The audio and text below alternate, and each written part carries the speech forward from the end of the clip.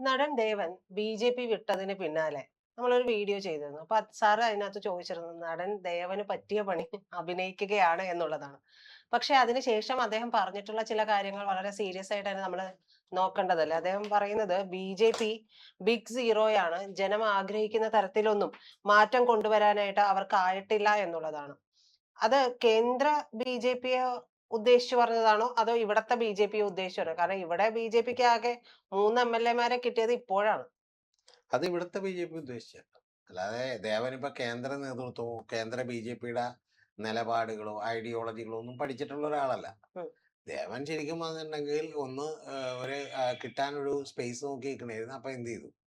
ഒന്ന് കയറി നിന്നു എന്ന് മാത്രമേ ഉള്ളൂ. ദേവൻ ഒരു പാവം മനുഷ്യൻ, നമ്മൾ അത്രയ്ക്ക് വിചാരിച്ചാൽ മതി, അല്ലാതെ ഇപ്പൊ ഈ കൂടുതലൊന്നും വിചാരിക്കണ്ട. പിന്നെ കഴിഞ്ഞ തവണ തന്നെ ഞാൻ താങ്കളോട് പറഞ്ഞിരുന്നു, ദേവൻ വിചാരിച്ചത് പാർട്ടിയുടെ പ്രൊപ്പഗാൻഡ മെഷീനറി ചലിപ്പിക്കണം, എന്നിട്ട് ശരിക്കും വന്നിട്ടുണ്ടെങ്കിൽ കേരളത്തിൽ മൊത്തം ഈ ഭയം ബി ജെ പിയോടുള്ളത് ഇല്ലാതാക്കണം.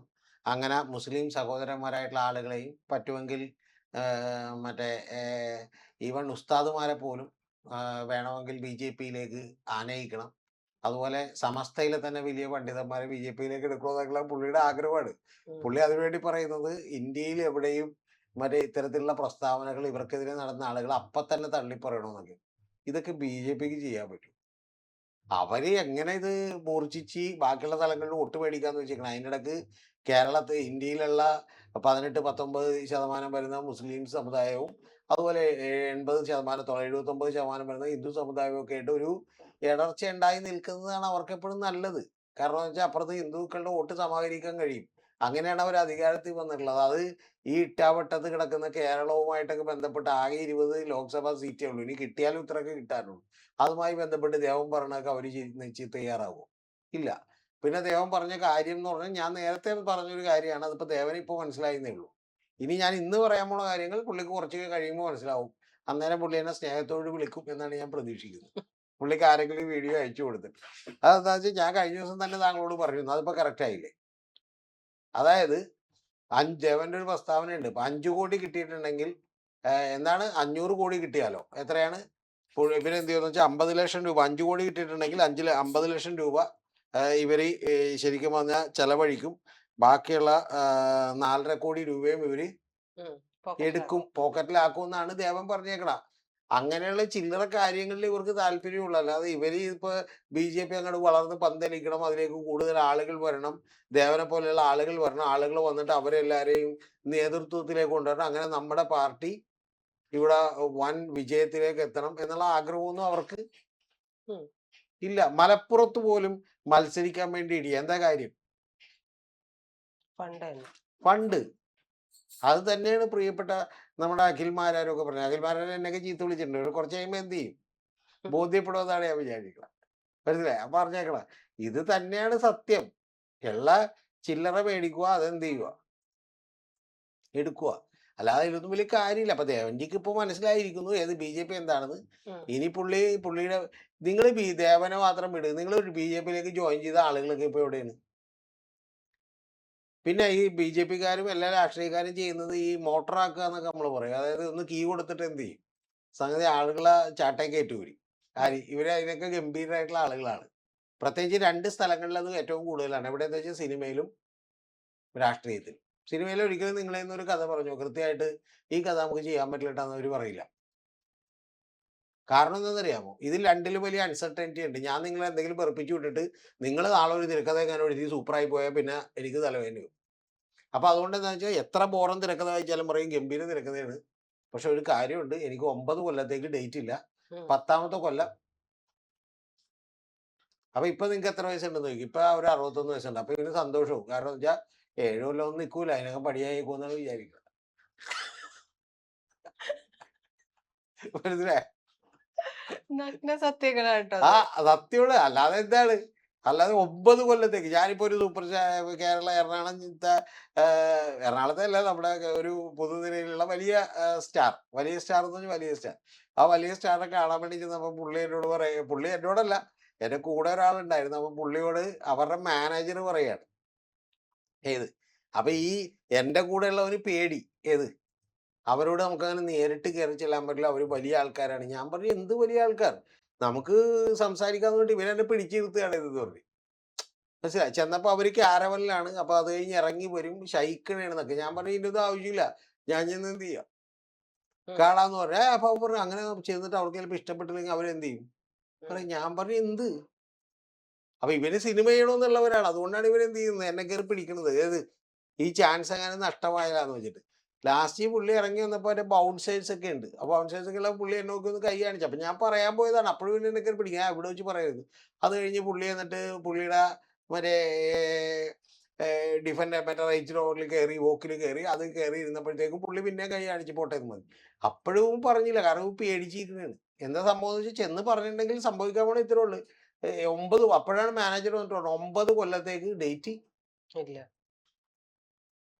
ഒരു 3 പടം അടപടലം പൊട്ടി 5 പൊട്ടിക്കഴിഞ്ഞിട്ടുണ്ടെങ്കിലല്ല പിന്നെ ബാക്കി അഡ്വാൻസ് കൊടുത്തവൻ ഒരു സ്ഥലം വിട്ട് കളയും. പിന്നെ പുള്ളി 6 കൊല്ലത്തേക്ക് വെറുതെ ഇരിക്കേണ്ടി വരും. മനസ്സിലായി. അത്ര ഉള്ള ഇതിന്റെ കാര്യം എന്നൊക്കെ പറയാം. അപ്പൊ അതുപോലെ ഇവരെന്ത് ചെയ്യൂല, ഇവരൊരിക്കലും സത്യം തുറന്നു പറയില്ല. പ്രത്യേകിച്ച് ഈ സിനിമ ഫീൽഡിലൊക്കെ താങ്കൾ ചെയ്യുന്നുണ്ട്, നമ്മളെ കെട്ടിപ്പിടിക്കുന്നുണ്ട്. അതായത് ഒന്ന് നമ്മൾ ഇങ്ങനെ ആശ്ലേഷിക്കും, അത് കഴിഞ്ഞ് ഇപ്പുറത്തെ സൈഡിലും കൂടി ഒന്ന് ആശ്ലേഷിക്കും, ഇനി അപ്പുറത്തെ സൈഡ് എന്ത് ചെയ്യേണ്ടതെന്ന് വെച്ചിട്ടാണ്. സാർ പക്ഷെ ഇതിൽ പറഞ്ഞു വന്നപ്പോ ഒരു കാര്യം ഉണ്ടല്ലോ, ബി.ജെ.പിക്ക് ഇത്രയൊക്കെ ഉള്ളൂ എന്നുള്ളത്. അവര് എല്ലായിടത്തും ഭരിച്ചുകൊണ്ടിരിക്കുകയാണ്, ഭൂരിഭാഗം സ്റ്റേറ്റുകളും ഭരിച്ചുകൊണ്ടിരിക്കുകയാണ്. അപ്പൊ കേരളം പിടിക്കണം എന്നുള്ള ഒരു ആഗ്രഹം സ്വാഭാവികമായിട്ടും കേന്ദ്ര സർക്കാരിനുണ്ടാവും. അപ്പൊ ഇവിടത്തെ ബി.ജെ.പി എന്ന് പറയുന്നത് പിടിവിട്ട പോലെ പോവാണ്. അല്ല, ഞാൻ പറഞ്ഞത് കേരളം ഭരിക്കണമെന്ന് പറയുന്ന ആഗ്രഹമൊക്കെ അവർക്ക് ഉണ്ടാവും, അതിലൊന്നും തെറ്റില്ല. പക്ഷെ പ്രധാനപ്പെട്ട ഒരു കാര്യം എന്ന് പറഞ്ഞാൽ കേരളം ഭരിക്കണമെന്ന് കേരളത്തിലുള്ള നേതാക്കന്മാർക്ക് വലിയ താല്പര്യമില്ല. അതാ ഞാൻ ഒന്ന് ചോദിച്ചത്. അതിന്റെ പ്രശ്നം എന്ന് വെച്ചാൽ ജേക്കബ് തോമസ്, സെൻകുമാർ, പിന്നെ ഇപ്പൊ നമ്മുടെ ശ്രീലേഖ IPS. ചേട്ടാ 10-30 കൊല്ലം നമ്മളിതൊന്നും അല്ലാത്ത സമയത്ത് പണിയെടുത്ത് ഈ പാർട്ടി ഒന്ന് വളർത്തിക്കൊണ്ടുവന്ന് ഇപ്പൊ കുറച്ച് ചില്ലറയൊക്കെ കിട്ടാനുള്ള ലെവലിലേക്ക് എത്തിയപ്പോ ഇവരൊക്കെ വന്ന് ഫുഡ് അടിച്ചിട്ട് പോണെന്ന് പറഞ്ഞ് ഒന്ന് ആലോചിച്ച് നോക്കി. അപ്പൊ ശ്രീധരൻ ഇതിലുള്ള ആരെങ്കിലും എടുത്തു വെച്ചിട്ടുണ്ടോ? ഇപ്പൊ നമ്മളെ മൈനർ ആയിട്ടുള്ള മേജർ രവി അതിനകത്ത് കിടന്ന് കുത്തി പറയുന്നുണ്ട്. മൈനറോ? മേജർ രവി പുള്ളിക്ക് എന്താണ് ബുദ്ധിപരമായിട്ട് പുള്ളി മൈനറാണ്, പക്ഷെ പുള്ളി അതിനകത്ത് കിടന്ന് കുത്തി പറയുന്നുണ്ട്. അപ്പൊ ഈ കുത്തി പറയണ നിങ്ങൾ വിചാരിക്കണ പുള്ളി എന്താണ്ട് ഇവിടുത്തെ ആളാവുമെന്നാണ്. 2 കൊല്ലം കഴിയുമ്പോൾ പുള്ളിനെ എടുത്ത് എന്ത് ചെയ്യും? കാരണം പാവം BJP മാറി മാറി പരീക്ഷിച്ചുകൊണ്ടിരിക്കണേ.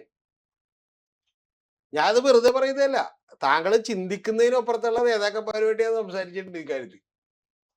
മനസ്സിലായ? ഇപ്പൊ കർണാടകത്തിലൊക്കെയുള്ള വലിയ നേതാക്കന്മാര് അവരുടെ ചില ആളുകൾക്കായിട്ട് നമുക്ക് പരിചയമുണ്ട് BJPയുടെ തന്നെ. അപ്പൊ BJP എങ്ങനെ രക്ഷപ്പെടുത്താമെന്നുള്ളതൊക്കെ അവർ ആലോചിക്കുന്നുണ്ട്. കേരളത്തിൽ പറ്റിയ ഏറ്റവും പ്രധാനപ്പെട്ട പ്രശ്നം എന്താണെന്ന് അറിയാമോ?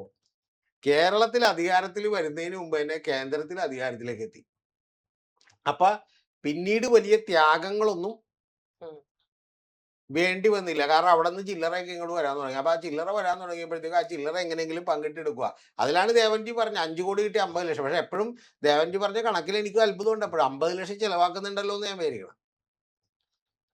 5 കോടി ഇത്, ബാക്കി 4.5 കോടിയും അവരെടുക്കുമെന്നാണ് പുള്ളി മനസ്സിലാക്കണം. പിന്നെ അതിൻ്റെ ഇടയിൽ കൂടി ഈ പറയുന്ന എങ്ങനെ ഈ കാശ് വരും, എങ്ങനെ ഇത് പങ്കിട്ടെടുക്കാം, എങ്ങനെ ഇത് ചെയ്യാം എന്നൊക്കെ വിചാരിച്ചിട്ട് ഇടയ്ക്ക് ദേവം വന്നിട്ട് നമുക്ക് ഇത് ഡെവലപ്പ് ചെയ്യണം, നമുക്ക് ഭരണം പിടിക്കണം, എന്നിട്ട് ആഭ്യന്തര മന്ത്രിസ്ഥാനം നമ്മൾ ഭരിക്കണം. ഇതൊക്കെ ആർക്ക് നേരുമെന്ന് ഇത്.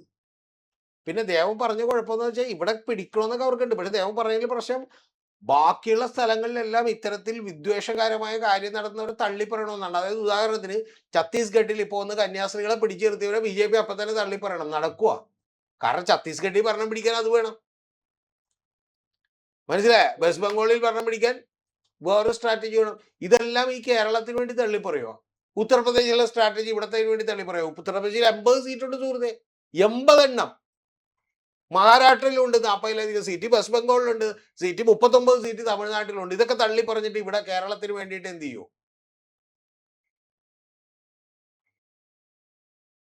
പിന്നെ ഏതെങ്കിലും നേതാക്കന്മാര് BJPയിലേക്ക് എത്തിയത് ആ BJPയിൽ സ്റ്റിക്ക് ഓൺ ചെയ്തിട്ടുണ്ട് ഇതുവരെയുള്ള ചരിത്രം എടുത്ത് പരിശോധിക്ക്. ഈ ശ്രീധരൻ പുള്ളി ഇപ്പൊ ഇവിടെ, പുള്ളി പാവം, പുള്ളീനെ മോട്ടറാക്കിയിട്ട് പുള്ളി നല്ല ബുദ്ധിയുള്ള ആക്കളൊക്കെ ആയിരുന്നു ഈ കാര്യത്തിൽ. പുള്ളിക്ക് തന്നെ എനിക്ക് സ്ഥലകാല വിഭ്രമമൊക്കെ വന്നു. മനസ്സിലായ? പുള്ളി അവിടെ ഓഫീസ് തുടങ്ങി, MLA ഓഫീസ്. ഏത് ഇലക്ഷൻ മുമ്പ് തന്നെ പുള്ളി വിചാരിച്ച് പുള്ളി തെരഞ്ഞെടുപ്പിൽ നിന്ന് എല്ലാവരും കൂടി ജയിപ്പിച്ചോളൂ. ജയിപ്പിച്ചത് നമ്മുടെ ഷാഫീനെയാണ്. അത് കഴിഞ്ഞതിന് ശേഷം പുള്ളി മുഖ്യമന്ത്രിയാകുമെന്ന് വിചാരിച്ചു. ഒന്ന് ആലോചിച്ച് നോക്കി, ഇവര് എത്ര പറഞ്ഞ് പിരിയേറ്റിട്ടായിരിക്കും പുള്ളി മുഖ്യമന്ത്രി ആവുന്നൊക്കെ വിചാരിച്ചിട്ടുള്ളത്. അന്നേരമാണ് വിശ്വവിഖ്യാതമായ മറ്റേ ഡയലോഗ് എടുത്തത്, 35 സീറ്റ് കിട്ടി ഞങ്ങൾ ഭരിക്കുമെന്ന കാര്യം.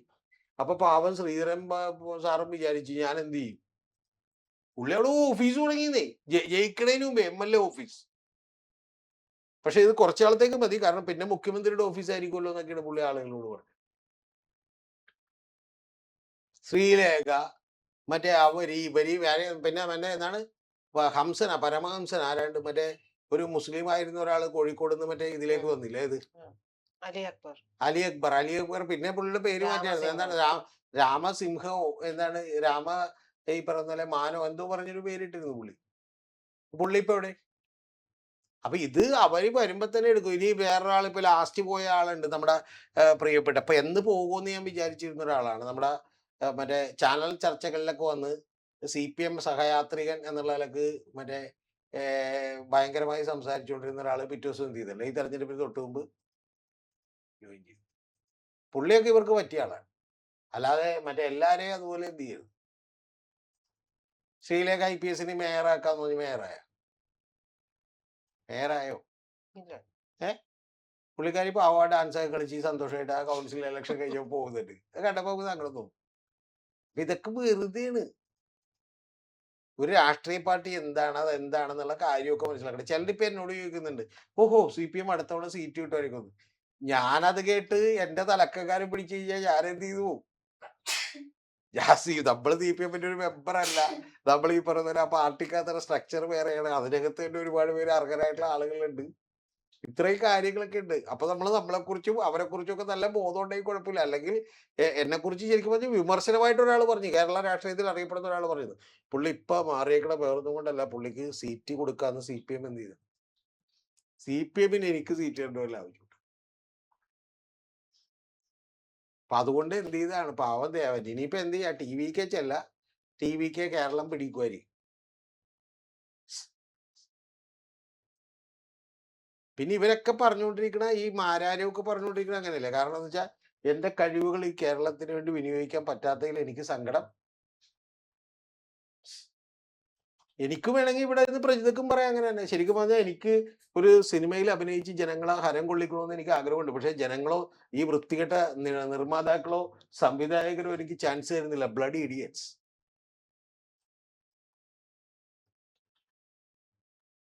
അങ്ങനെ പലതും തോന്നാം. വേറൊരു പുള്ളി പറയുന്നില്ല, എനിക്ക് ഐശ്വര്യ റായ കല്യാണം കഴിച്ച് അവരെ നന്നായി നോക്കണമെന്ന് എനിക്കൊരു ആഗ്രഹം ഉണ്ടെന്ന് പറഞ്ഞാൽ അഭിഷേക് ബച്ചൻ വന്ന് എന്നെ ചവിട്ടും. മനസ്സിലായി. അല്ലാതെ എനിക്ക് പോലെ ആഗ്രഹം തോന്നുന്നു, ഞാനതിന് അർഹരാണോ, ഡിസർവ് ചെയ്യുന്നുണ്ടോ. ശരിക്കും പറഞ്ഞാൽ ഇപ്പൊ ചിലരൊക്കെ 100 തവണ കണ്ണാടി നോക്കും. ഞാൻ പറഞ്ഞു 2 തവണയെങ്കിലും നമ്മൾ കണ്ണാടി നോക്കണം ഒരു മാസത്തിൽ 2 തവണയെങ്കിലും. അപ്പൊ നമുക്ക് എന്ത് ചെയ്യും, ഓക്കെ നമ്മളാണെന്ന് മനസ്സിലാകും, പ്രശ്നം തീർന്ന്. അതില്ലാതെ എന്ത് ചെയ്യരുത്. ദേവന്റെ ബോധ്യത്തിൽ, ദേവന്റെ വിചാരം ഇപ്പോഴും നാഷണൽ പീപ്പിൾസ് പാർട്ടി എന്ന് പറയുന്നത് എന്ത് ചെയ്ത് വലിയ പാർട്ടിയാണെന്ന് പുള്ളി വിചാരിക്കണം. പിന്നെ നമ്മുടെ ഇവിടെയുള്ള മറ്റേ പ്രിയങ്ക ചോപ്ര, അല്ല എന്താണ് ചോപ്രയല്ല, പ്രിയങ്ക എന്ന് പറഞ്ഞാൽ പുള്ളിക്കാരി മറ്റേ വേറൊരു എന്താണ് സതീഷ് തോന്നിക്കൽ എന്നൊക്കെ പറഞ്ഞ പുള്ളിയും കൂടി ചെന്ന് കണ്ടു. എന്നിട്ട് ഇവിടെ എന്ത് ചെയ്തു, നമുക്ക് ഭരണം പിടിക്കാന്നൊക്കെ പറഞ്ഞു. അത് കുഴപ്പമില്ല, പുള്ളിക്ക് എവിടെയെങ്കിലും ചവിട്ടിക്കാൻ ഒരു സ്പേസ് വേണം. അതുകൊണ്ട് TVK ഉണ്ട്. ഇനി കുറച്ച് കഴിയുമ്പോൾ താങ്കൾ നോക്കിക്കോ, പുള്ളി TVK വിടും. പക്ഷെ എന്നിട്ട് വേറെ ഏതെങ്കിലും പാർട്ടി പുതിയതായിട്ട് അന്ന് ആ സമയത്ത് വരും. പാർട്ടികൾക്ക് ഈ നാട്ടിൽ പ്രശ്നമൊന്നുമില്ലല്ലോ. ഇപ്പൊ സമാജ്വാദി പാർട്ടി ഉണ്ട്, അല്ലെങ്കിൽ കൻഷിറാമിന്റെ ബഹുജൻ സമാജ് പാർട്ടി ഉണ്ട്. ഇങ്ങനെ 150 പാർട്ടികൾ ഉണ്ട്. ഇനി ഒന്നുമില്ലെങ്കിൽ പുള്ളിയുടെ പാർട്ടി ഉണ്ട്. പുള്ളിയുടെ പാർട്ടി തന്നെ വിട്ടിട്ട് പോയപ്പോ പുള്ളിയുടെ പേര് പോയായിരുന്നു. അത് കേരള പീപ്പിൾസ് പാർട്ടി എന്ന് പറഞ്ഞ പേര് പോയായിരുന്നു. അത് കഴിഞ്ഞ പുള്ളി നവ കേരള പീപ്പിൾസ് പാർട്ടി എന്നായി. ഇനി വിട്ടിട്ട് പോകുമ്പോഴത്തേക്കെന്ന് പറഞ്ഞാൽ നവ കേരള എന്ന് 2 നവ ഇട്ടിട്ട് എന്ത് ചെയ്യാം. അല്ലെങ്കിൽ ഞാൻ പറഞ്ഞ പോലെ പാർട്ടിയുടെ കിട്ടിയാ കിട്ടി പോയാ പോയി എന്ന് പറഞ്ഞൊരു പാർട്ടിയുടെ KKPP. അത് കുറച്ചുകൂടി വെറൈറ്റി ആയിരിക്കും. അത് കോക്രോച്ച് ചെയ്തത് ആ പാർട്ടി എന്നൊക്കെ പറയും. മനസ്സിലായി. പണ്ട് പോളണ്ടിലൊക്കെ ഉണ്ടാവില്ല ബിയർ പാർട്ടി എന്നൊക്കെ പറഞ്ഞിട്ടുണ്ടായിരുന്നു. അതിനൊക്കെ ചരിത്രം നമ്മൾ പഠിക്കേണ്ടതാണ്. അപ്പൊ അതുപോലെയുള്ള ചില പാർട്ടികൾ എന്ത് ചെയ്യാം, ഉണ്ടാക്കാം. എന്തായാലും ദേവൻജിക്കും എൻ്റെ എല്ലാവിധ ഭാവുകങ്ങളും. കാരണം പ്രത്യേകിച്ചും ദേവൻജിയുടെ കൂടെ ഉള്ളതൊക്കെ എണ്ണം പറഞ്ഞ ആൾക്കാരാണ്. ഏത്, ഒന്ന് പ്രിയങ്കയും പിന്നെ സതീഷും അതുപോലെയുള്ള ആളുകളും. പിന്നെ പേടിക്കാനൊന്നുമില്ല, തൊട്ടടുത്ത് തന്നെ വിജയും ഉണ്ട്. പക്ഷെ ഇലക്ഷൻ ഒന്നും നിൽക്കരുത്, കാരണം ജനം വോട്ട് ചെയ്യുമെന്ന് വിചാരിക്കും. വെറുതെ ആ സമയം പുള്ളിയാണെങ്കിൽ പാവം നടന്നൊക്കെ കഷ്ടപ്പെടും. പുള്ളിനെ BJPക്കാർ തന്നെ ചെയ്ത ഏറ്റവും വലിയ ചതി ഞാൻ പറഞ്ഞ വെറുതെ ആ പാവത്തിനെ കൊണ്ട് കലിങ്കിലൊക്കെ ഇരുത്തിയ. മര്യാദക്ക് അവിടെ കസേരയിട്ട് സുഖമായിട്ടിരിക്കാനുള്ള എല്ലാ സാധ്യതയും. സുരേഷ് ഗോപി കുഴപ്പമില്ല, കലിങ്ക് സംവാദമൊക്കെ നടത്തി പുള്ളിക്ക് എന്ത് ചെയ്യാം. സുരേഷ് ഗോപി തന്നെ തൃശ്ശൂരുള്ള കലിങ്ക് സംവാദം നിർത്തിയിട്ട് ഇപ്പൊ പുള്ളി ആലപ്പുഴയ്ക്ക് കലിങ്ക് സംവാദത്തിന് വരും. ഒരു 27, 28 ആകുമ്പോ കലിങ്ക് സംവാദം എവിടാ? ആലപ്പുഴയിൽ. കാരണം എനിക്ക് തോന്നണില്ല തൃശ്ശൂർ അടുത്തവിടെ നിന്ന് രക്ഷപ്പെടും. ഇത്രേ ഉള്ളൂ ഇതിന്റെ കാര്യം. പിന്നെ എന്തായാലും കാര്യങ്ങളുടെ ഒരു ചെറിയ യാഥാർത്ഥ്യത്തിലേക്ക് പ്രിയപ്പെട്ട ദേവൻ തിരിച്ചു വന്നു. അദ്ദേഹം വളരെ നല്ല മനുഷ്യയൊക്കെ തന്നെയാണെന്നാണ് എല്ലാവരും പറഞ്ഞത്. ഒരു പാവം മനുഷ്യനാണ്. പക്ഷെ ഭയങ്കരമായിട്ടുള്ള തെറ്റിദ്ധാരണകൾ അദ്ദേഹത്തെ കുറിച്ചും സ്വപ്നങ്ങളും ഒക്കെ ഉണ്ട്. പിന്നെ പഴയ മറ്റേ ബൈക്കുള്ള ഫോളോവേഴ്സിനെ കൂടി വിളിച്ചു കൂട്ടിയാൽ കേരളത്തിൽ നമുക്കൊരു പിടിപിടിക്കാം.